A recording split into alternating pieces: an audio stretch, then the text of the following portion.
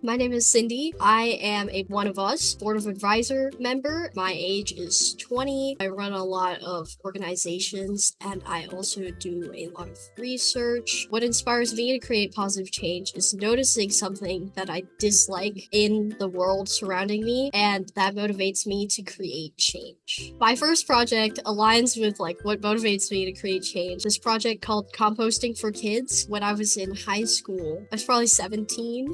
I noticed that there was a lot of food waste in all of our cafeterias. That really distressed me because I really love food and I hated to see the food going to all these landfills, which actually costs a lot of money and is really bad for our environment. So I developed an initiative which would teach schools how to compost so they could start to reduce their food waste. I created composting curriculum and I made fun board games for kids so they could learn how to compost. I taught people all about how to compost, what is composting. The impact I hoped for was literally just to teach some kids that composting was possible. If we wanted a more tangible factor, I wanted to teach at least 20 people about composting, and mainly just to make it more accessible. Most people think composting is really hard and they don't really consider it for themselves, but composting is actually really simple, and all you need is a box and some dirt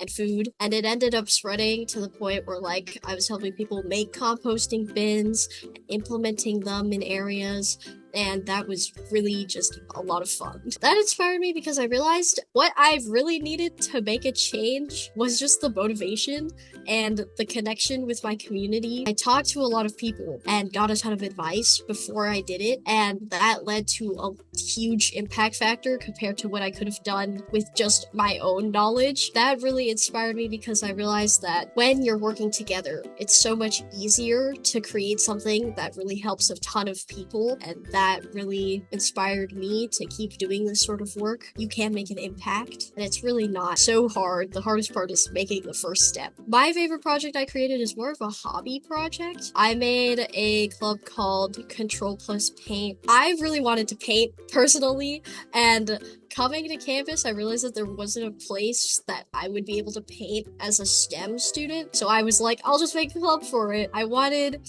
me and my friends to have a place to paint, and it ended up inspiring a ton of other people to come and paint alongside with us, and we got to just do a lot of fun art projects, make a lot of friends, met a lot of artists, got to know the community around art here, and it's just so fun. We also work around the community to build these types of art related initiatives. We go to the library, and we're also trying to work with hospitals. It's just a lot of fun to tie one of my hobbies to creating positive change and helping other people regain their hobbies and make friends.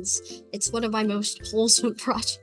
Sometimes you come up with a lot of ideas and you're like, oh my gosh, I want to do all of these things. Once you start a project, you're really inspired, and then suddenly you start everything piles up and you realize there's a lot of things you have to do to run a project. The path gets windier. The thing that I found will help with demotivation is literally just to find people who also are passionate to do the work with you, and you can inspire each other. I guess another difficulty I've found is sometimes you want to do something and you think a path is the right way, and then it turns out that it's not the right way, and you have to completely shift your point of view. Going into this kind of work and understanding that there's lots of different ways you could come up with creative solutions to all of these problems. Sometimes following the textbook example isn't always the best way, and that's why some of these problems have never been solved before. So going out of the box, trying new things does not hurt you. So just take the leap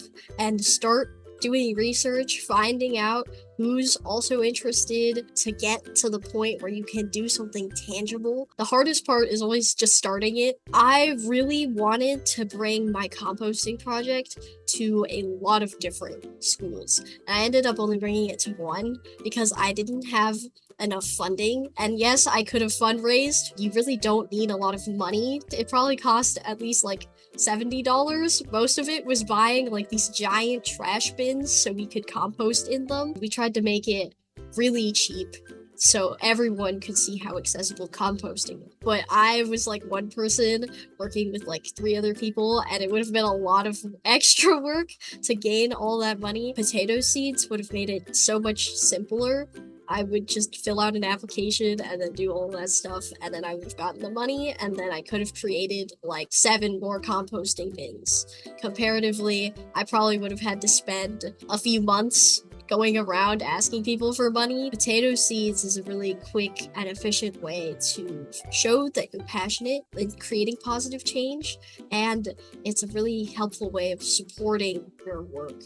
And another thing is like, once you receive a grant and other people see that like your project is worth funding, you'll immediately start to receive more money than if you never got a grant in the first place. It's like planting a seed that shows other people can also go and support this project, or that this project is really worth supporting. What I would probably do is connect with one of the nonprofits that works around here. They do art shows for people that are fighting mental illness or they're dealing with substance abuse, and so they allow these artists to come to the front and share their art and thus share their experience and have their voices be heard. They stopped doing auctions for I think 3 years now. I would reach out to them and ask how we could support them to start running those auctions again. And with that $100, I would start fundraising so we could run this event again and enable these artists to continue to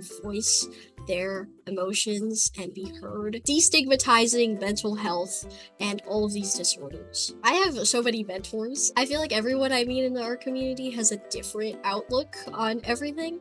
So I know professors, I've known people that run the art buildings, I know people that run art venues, I know local artists who sell their own art, and then I know people who run nonprofits who do art in a whole different perspective. I think all of those people have acted as mentors for me because they've given me a new outlook on how the work I do can support the areas they work in. The people around me have taught me all these different ways art can act in different spaces and how intersectionally all the different types of solutions we can build to solve multiple different problems. My favorite Technoblade moment is a bit biased, but I took a lot of French in high school, and I was also #1 French hater. So I really liked watching the videos where he would just complain about school. It really resonated with me because I was going through the same things in French, and I would be like, yeah, I hate that verb conjugation too. You tell them.